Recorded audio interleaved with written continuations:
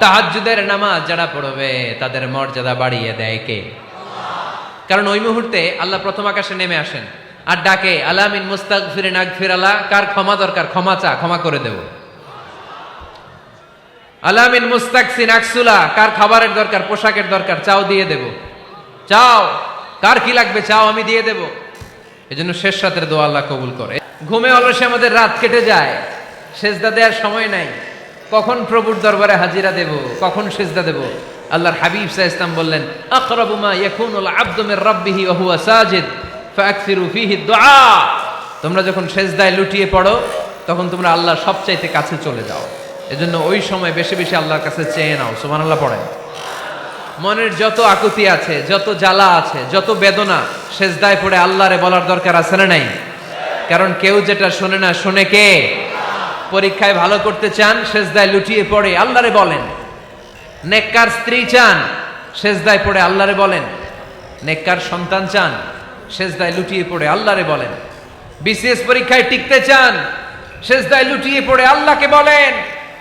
Passport দিয়ে রেখেছেন visa হয় না, সেজদায় লুটিয়ে পড়ে আল্লাহরে বলেন। মনের যত জ্বালা, যত যন্ত্রণা, যত আকুতি, যত হাহাকার সেজদায় লুটিয়ে পড়ে আল্লাহরে বলেন।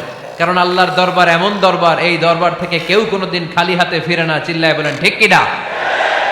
কেউ ফিরে না খালি হাতে আল্লাহরে তোর দরবারেতে, তাই না? পড়েন সবাই, কেউ ফিরে না।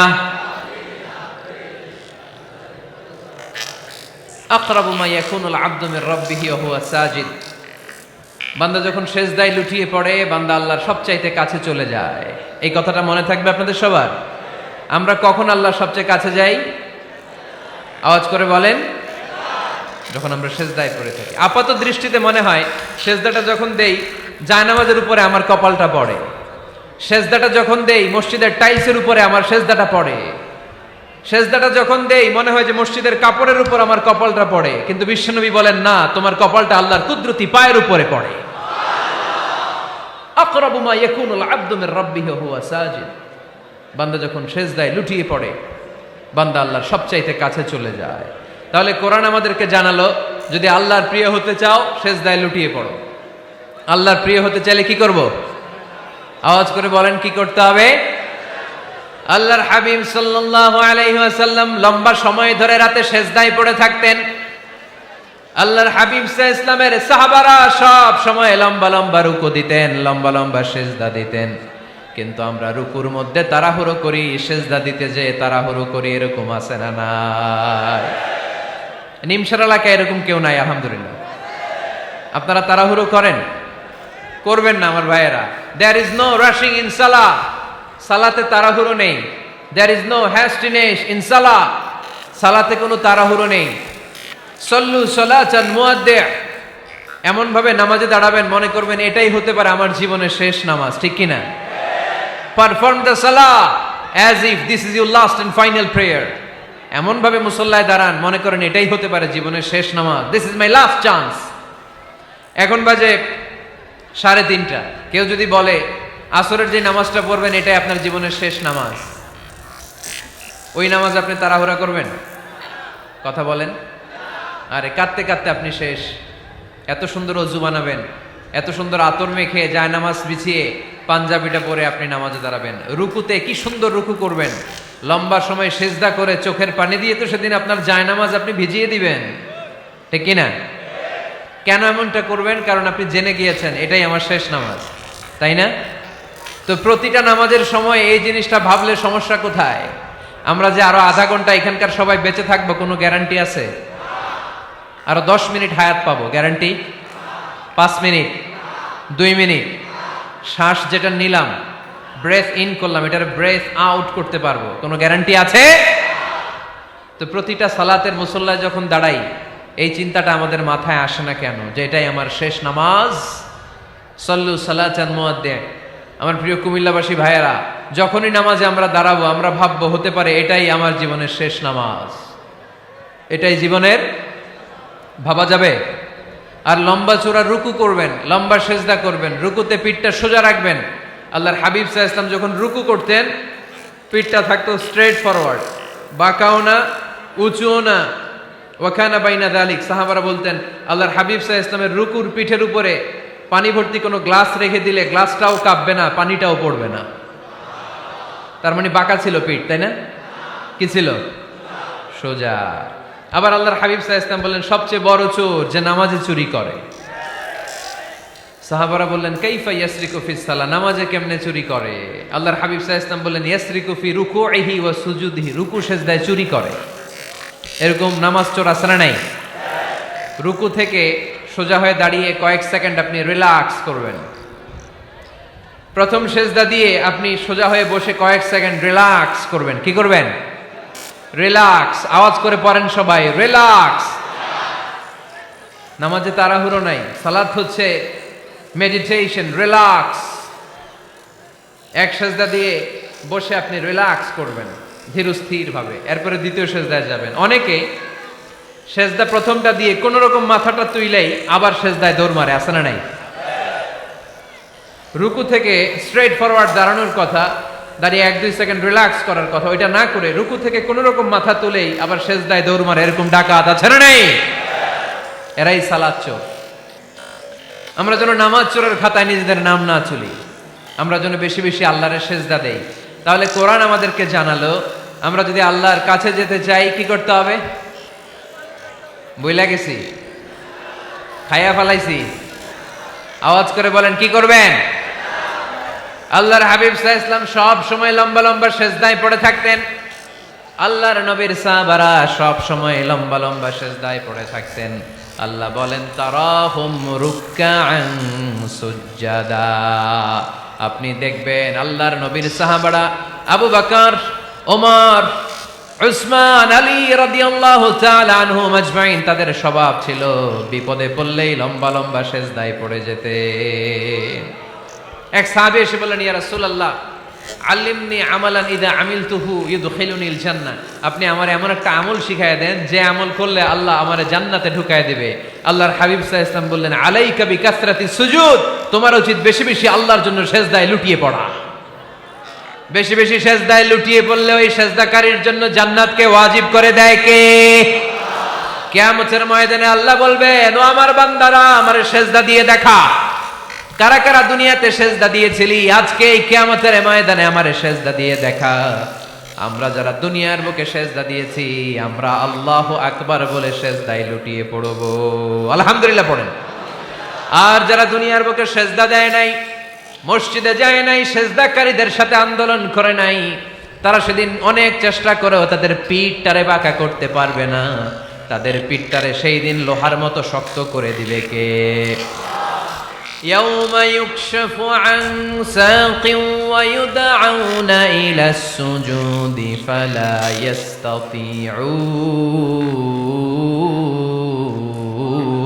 ইস্তাতিউন। সেদিন আল্লাহ তাআলা উনার পায়ের গোছা উন্মুক্ত করবেন, পায়ের গোছা দেখাবেন আর বলবেন সেজদা দাও, সেজদা দাও।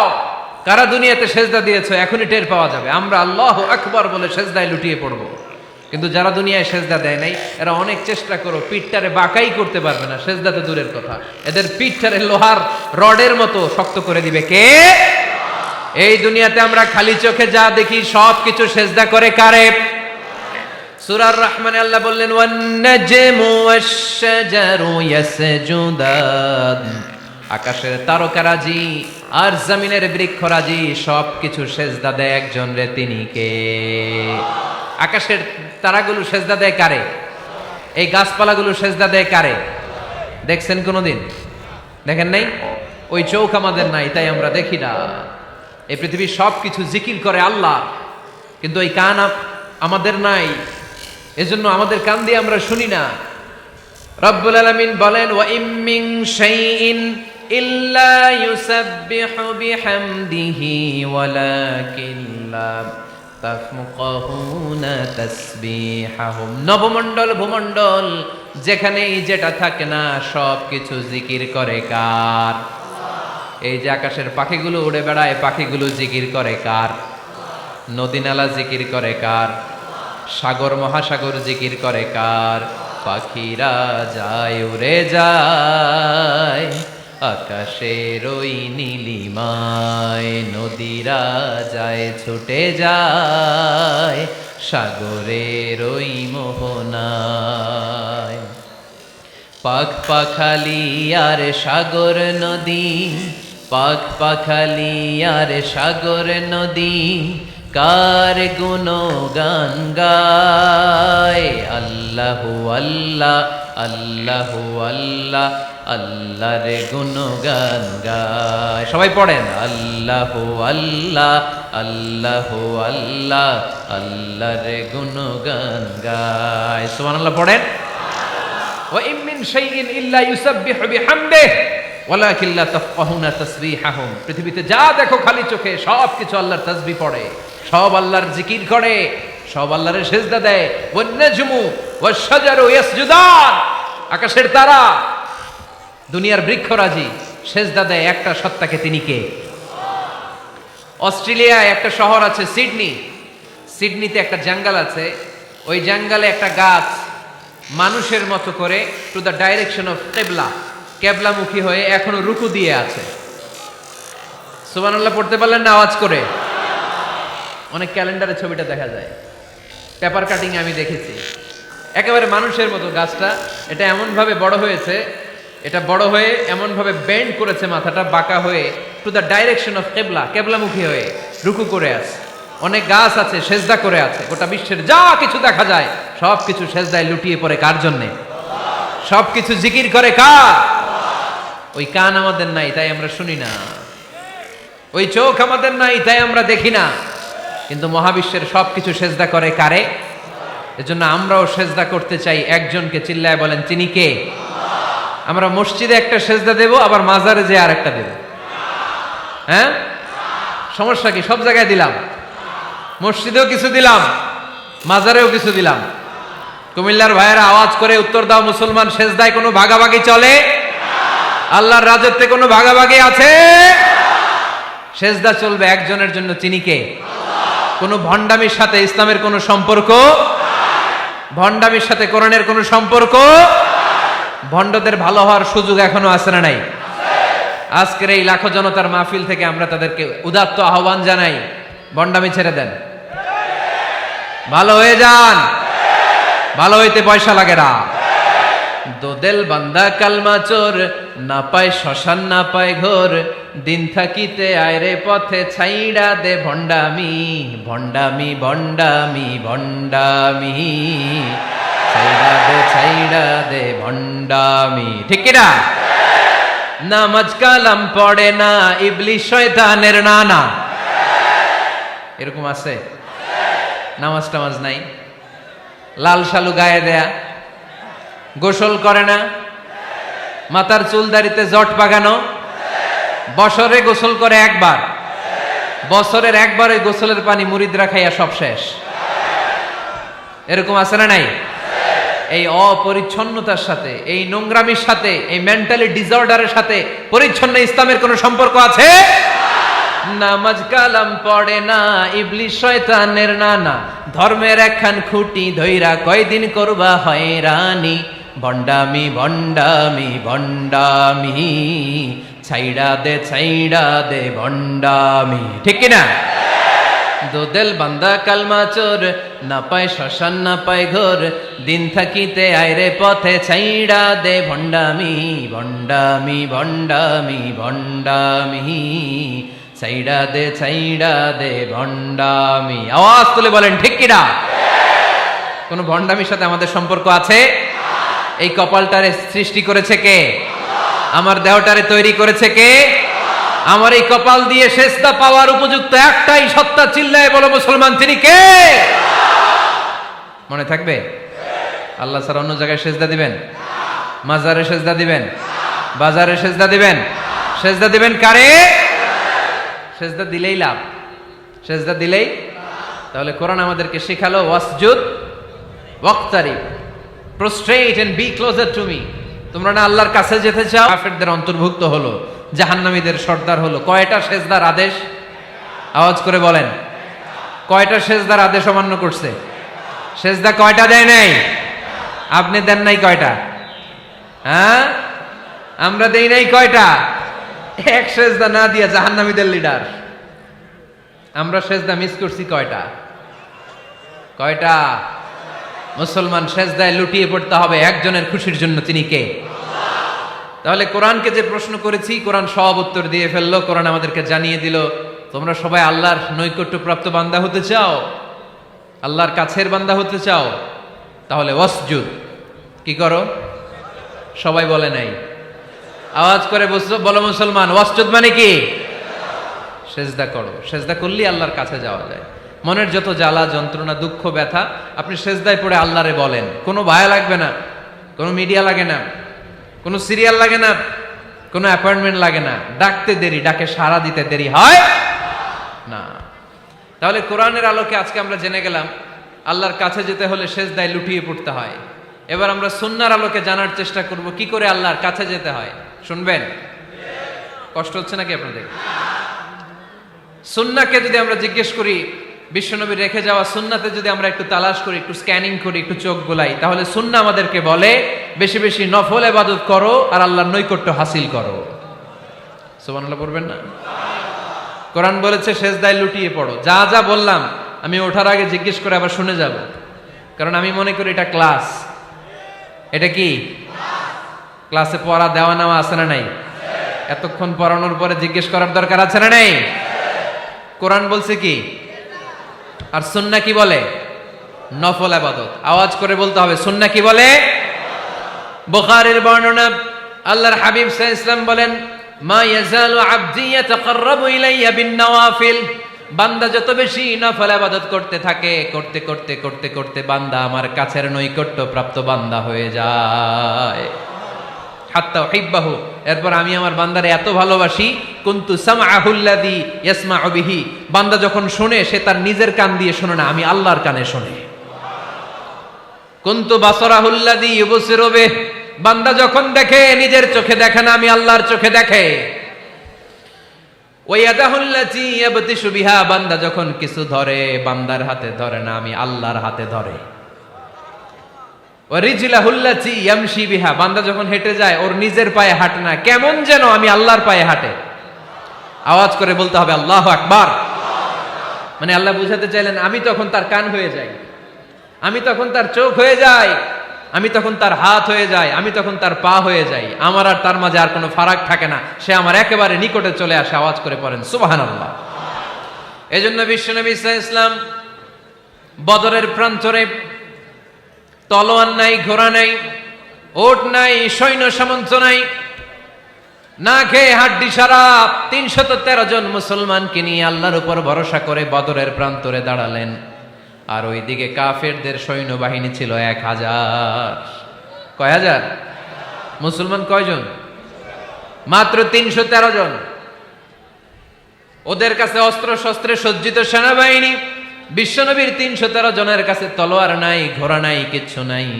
বিশ্বনবী আল্লাহর উপর ভরসা করে এক মুষ্টি বালি নিয়ে, ওয়াশাহাতিল ওযু, কাফেরদের চোখগুলো ধ্বংস হোক বলে তিনি বালুগুলো ছড়িয়ে দিলেন। মুহূর্তের মধ্যে ১,০০০ সৈন্যবাহিনীর কাফের সৈনিকদের চোখের মধ্যে ধূলিকণা পৌঁছে দিল কে?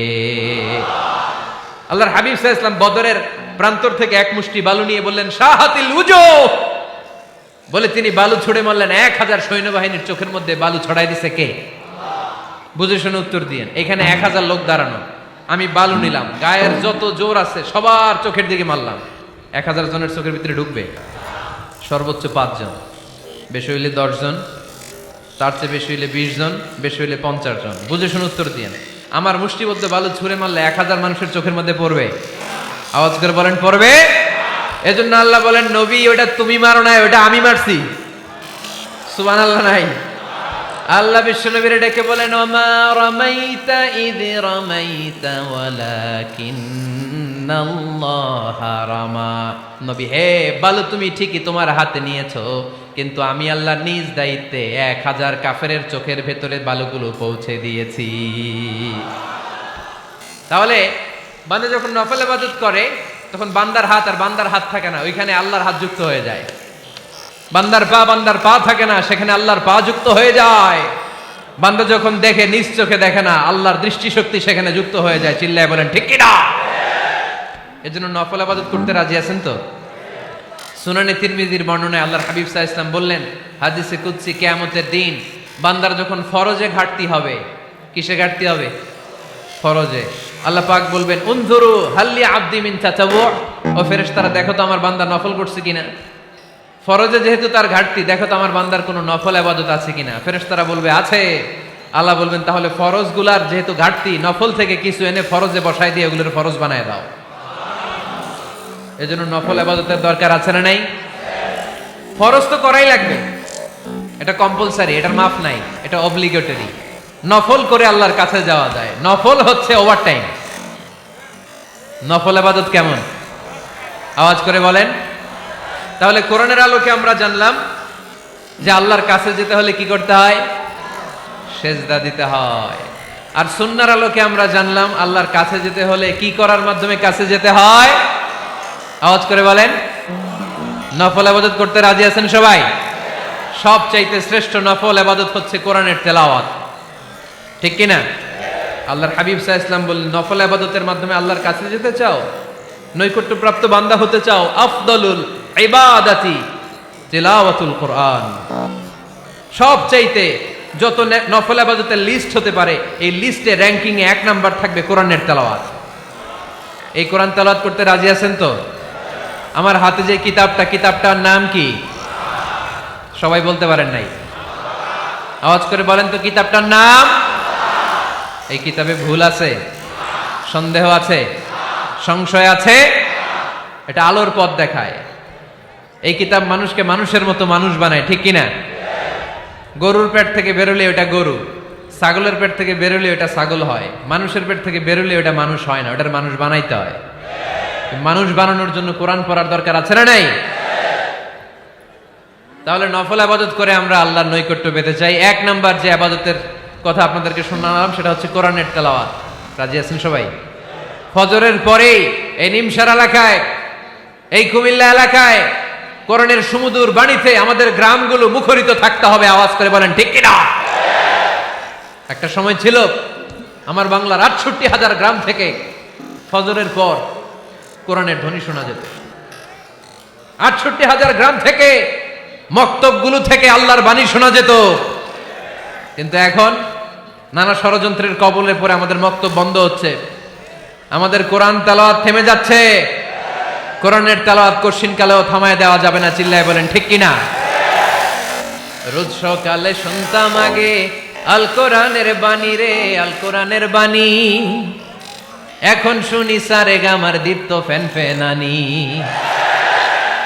ধর্মপ্রাণ মুসলমান আজকাল হয়েছে মডার্ন, ধর্মপ্রাণ আমরা বড়ই ধর্মপ্রাণ। নামাজ রোজার কিছু নাই, ভুলেও ধরি না কোরআন। ধর্মপ্রাণ ঠিক না? প্রতিদিন কোরআন শিখায় যে তার পকেট যায় ফাঁকা রে, তার পকেট যায় ফাঁকা। সপ্তাহে 2 দিন গান শিখায় যে নেয় তো 1000 টাকা। ধর্মপ্রাণ মুসলমান আজকাল হয়েছে মডার্ন, ধর্মপ্রাণ ধর্মপ্রাণ আমরা বড়ই ধর্মপ্রাণ। নামাজ রোজার কিছু নাই, ভুলেও ধরি না কোরআন। ধর্মপ্রাণ। আমরা কি এমন ধর্মপ্রাণ হতে চাই? ফজরের পর আমাদের সিলেবাস কি? কোরআন তেলাওয়াত। আওয়াজ করে সবাই বলেন, ফজরের সালাতের পরে আমাদের প্রতিটি পরিবারে, প্রতিটি ঘরের সিলেবাস কি? তাহলে কোরআন তেলাওয়াত করব। 2 নাম্বার তাহাজ্জুদের সালাত পড়ব। কিসের নামাজ? হুজুর ফজরই পড়তে পারি না। ফজরই যে ফজর পড়ে তার জন্যই না তাহাজ্জুদ, ঠিক কি না? ফজরই তো পড়তে পারি না, তাহাজ্জুদ পড়ব কখন? তাহাজ্জুদ পড়লে আপনার মর্যাদা বাড়ায় দিবে কে? রব্বুল আলামিন বলেন, ওয়া মিনাল লাইলি ফাতাহাজ্জাদ বিহি নাফিলাতাল লাকা আসা আন ইয়াবআসাকা রাব্বুকা মাকামাম মাহমুদা। তাহাজ্জুদের নামাজ যারা পড়বে তাদের মর্যাদা বাড়িয়ে দেয় কে? কারণ ওই মুহূর্তে আল্লাহ প্রথম আকাশে নেমে আসেন আর ডাকে, আলা মিন মুস্তাগফিরিন আগফিরালা, কার ক্ষমা দরকার ক্ষমা চা, ক্ষমা করে দেব। আলা মিন মুস্তাকসিন আকসুলা, কার খাবারের দরকার, পোশাকের দরকার, চাও দিয়ে দেব। চাও, কার কি লাগবে চাও, আমি দিয়ে দেব। এজন্য শেষ রাতের দোয়া আল্লাহ কবুল করে। এই যে রমজান আসতেছে না সামনে, কোন মাসে? রমজান, এপ্রিলে। রমজানে তাহাজ্জুদ পড়ার একটা সুবর্ণ সুযোগ, কারণ সাহারি খাওয়ার জন্য তো ওঠাই লাগে। একটু তাহাজ্জুদের অভ্যাস করব আমরা। রাজি আছি তো সবাই? 3 নম্বর নফল ইবাদত হচ্ছে দোয়া। সবাই সবার জন্য দোয়া করব। অনেকে কয় হুজুর আমার দোয়া আমি করবো, ওরটা ওই করবো, এর লেগে আমি করুম কেন? আছে না নাই? না, এটা ভুল। নিজের জন্য করবেন, অন্যের জন্য করবেন। মা মিন আবদিন মুসলিম ইয়াদউ লি আখিহিল মুসলিম ইল্লা ক্বালা লাহুল মালাকু ওয়ালাকা বিমিসলিন। কোন বান্দা যখন তার ভাইয়ের জন্য দোয়া করে, ফেরেশতারা বলে আল্লাহ এই দোয়াটা যে দোয়া করছে আগে তার জন্য কবুল করে নাও। আপনি দোয়া করলেন আল্লাহ আমার ভাই অসুস্থ, তারে সুস্থ করে দাও। ফেরেশতারা বলে আল্লাহ যিনি দোয়া করতেছে তার যদি কোনো অসুস্থতা থাকে আগে তারে সুস্থ করে দাও। তাহলে অন্যের জন্য দোয়া করলে লাভ আছে না নাই? দোয়া করতে জানে না অনেকে। দোয়ার আলোচনা আছে আমার, ইউটিউবে সার্চ দিবেন দোয়া, মিজানুর রহমান আজহারি পেয়ে যাবেন। It's an art. দোয়াটা একটা শিল্প। এটার মধ্যে চোখের পানি জুড়ে দিবেন, আবেগ জুড়ে দিবেন, মুহূর্তেই আরশের মধ্যে যেয়ে নক করবে। সুবহানাল্লাহ কইবেন না? চোখের পানির দাম আল্লাহর কাছে খুব বেশি। 2 ফোঁটা পানি। কি আপনারা বিরক্ত হয়ে গেছেন? আর 2-1 মিনিট বসেন। 2 ফোঁটা পানি আল্লাহর কাছে প্রিয়। আওয়াজ করে বলেন কয় ফোঁটা? 2 ফোঁটা। এক হচ্ছে জিহাদের ময়দানে রক্তের ফোঁটা, আরেক হচ্ছে অনুতপ্ত বান্দার চোখের পানির ফোঁটা। অনুতপ্ত বান্দা যখন অনুতপ্ত হয়ে কাঁদে, তার চোখের পানি চোখ বেয়ে নাকের ডগা বেয়ে মাটিতে পড়ার আগেই ওই বান্দার সব গুনাহ আল্লাহ মাফ করে দেয়। তাহলে প্রথমে কোরআন তেলাওয়াত, তারপর তাহাজ্জুদের নামাজ, তারপরে দোয়া, 4 নম্বরে জিকির। জিকির নফল ইবাদত, ঠিক কি না? জিকির করতে করতে এই স্টেজের উপরে উঠে যাবেন আপনারা সবাই। পারবেন কারা কারা? হাত তোলেন। কত বড় সাহস দেখছেন? আমার উপরে বলে লাফায় উঠবে। বাঁশ আছে জায়গায়, বাঁশ। হ্যাঁ, না এটা করবেন না। কারণ ফাযকুরুল্লাহ কামা আল্লামাকুম, জিকির ওইভাবে করো যেভাবে আল্লাহ শিখিয়েছেন। আল্লাহ কিভাবে শিখিয়েছেন? ওয়াযকুরু রাব্বাকুম ফি নাফসিক। দেখেন জিকির করার পদ্ধতি কোরআন থেকে শুনেন। মনে মনে করো, তাদাররুআন সবিনয়ে করো, খিফাতান ভীত বিহবল চিত্তে করো, দুনাল জাহরি মিনাল কওল অনুচ্চ স্বরে, বেশি আওয়াজ করে লাফালাফি করো না। এটা হচ্ছে জিকির করার পদ্ধতি। জিকির করার পদ্ধতি আল্লাহর হাবিব শিখালেন, আহাব্বুল কালামি ইলাল্লাহি আরবাআ, আল্লাহর কাছে সবচেয়ে প্রিয় কথা কয়টি?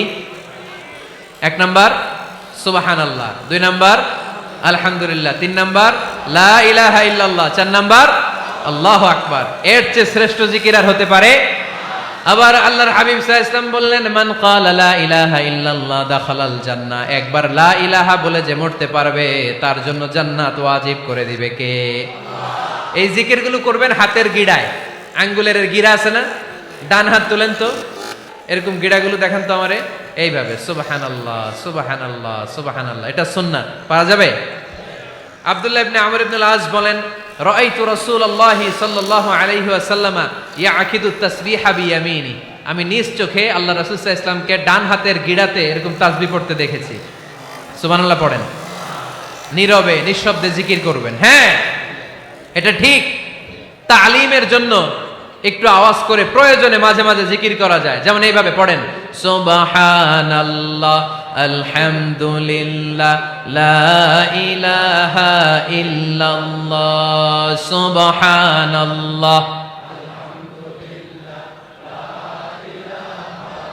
লা ইলাহা ইল্লাল্লাহ মুহাম্মাদুর রাসূলুল্লাহ সাল্লাল্লাহু আলাইহি ওয়াসাল্লাম। এই যে আপনাদেরকে এখন আমি তালিম দিলাম, এই তালিমের উদ্দেশ্যে সুন্দরভাবে অল্প আওয়াজে জিকির করা যায়, কিন্তু চিৎকার চেঁচামেচি করে, আমার দিকে তাকান, এদিকে তাকান, চিৎকার চেঁচামেচি করে লাফালাফি করে জিকির করা যাবে? জিকির করতে করতে প্যান্ডেলের বাঁশের মাথায় ওঠা যাবে? যিনি জিকির পরিচালনা করতেছেন ওনার ঘাড়ে ওঠা যাবে? যাবে? আল্লাহর হাবিব সাল্লাল্লাহু আলাইহি ওয়াসাল্লাম জিকির করতেছেন, আবু বকর ওমরে ফারুক বসা, আবু বকর রাদিয়াল্লাহু জিকির করতে করতে আল্লাহ রাসূলের ঘাড়ে। হাদিসে আছে না এগুলা? কথা কয় না। আল্লাহর হাবিব সাল্লাল্লাহু আলাইহি ওয়াসাল্লাম তাসবিহ পড়তেছেন, ওমরে ফারুক জিকির করতে করতে এশকের ঠেলায় আল্লাহর নবীর কান্দে। গোটা বিশ্বের কোন হাদিসের কিতাবে এই পন্থায় জিকির দেখানো যাবে? কোরআনের কথা শুনেন, ফাযকুরুল্লাহা কামা আল্লামাকুম, ওইভাবে আল্লাহর জিকির করো যেমন করে আল্লাহ তোমাদের শিখিয়েছেন। কোন হাদিস দেখাতে পারবেন যে আবু বকর রাদিয়াল্লাহু তাআলা আনহু জিকির করতে করতে, আরব দেশের সৌদিতে ছিল খেজুর গাছ, জিকির করতে করতে খেজুর গাছের আগায়, ওমরে ফারুক খেজুর গাছের আগায়, এগুলো পেলেন কোথায়? কেন এগুলো করেন?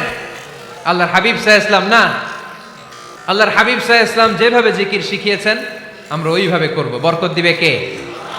5 নাম্বার নফল ইবাদত, দান খয়রাত করব। রাজি আছেন? গোপন দান, গোপন দান আল্লাহর রাগ কমায় দেয়। কোনো কারণে আমার রব যদি আমার উপর রেগে থাকে, আমি গোপন দান করলে ওই রাগটা মুহূর্তে ঠান্ডা হয়ে যায়।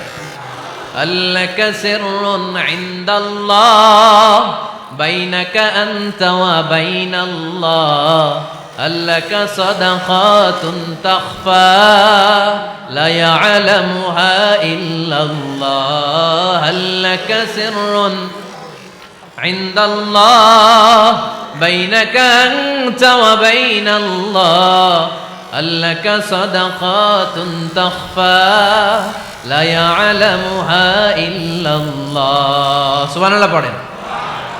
তোমার আর তোমার রবের এমন কোন গোপন বিষয় আছে নাকি যেটা তুমি আর তোমার রব ছাড়া কেউ জানে না?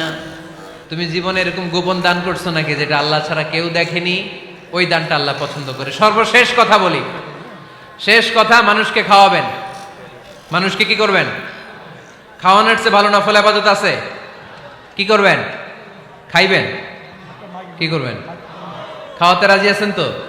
কিয়ামতের দিন আল্লাহ তাআলা বলবে, এই বনি আদম, আমি তোমার কাছে খাবার চাইছিলাম, তুমি আমারে খাবার দাও নাই। বনি আদম বলবে, আল্লাহ আপনি যদি খাবার চাইতেন খাবারের বস্তা নিয়ে যাইতাম। আল্লাহ তাআলা বলবেন, এই যে না খেয়ে থাকা পথ শিশুগুলো, শীতের রাতে শুয়ে থাকা না খেয়ে থাকা শিশুগুলো খাবার চেয়েছিল, তুমি খাবার দাও নাই, ওদেরকে খাওয়ালেই আমি আল্লাহকে খাওয়ানো হয়ে যেত। এজন্য মানুষকে খাওয়াবেন। রাজি আছেন তো?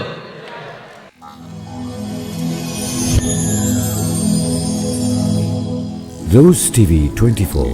Enjoy by listening to the Holy Quran.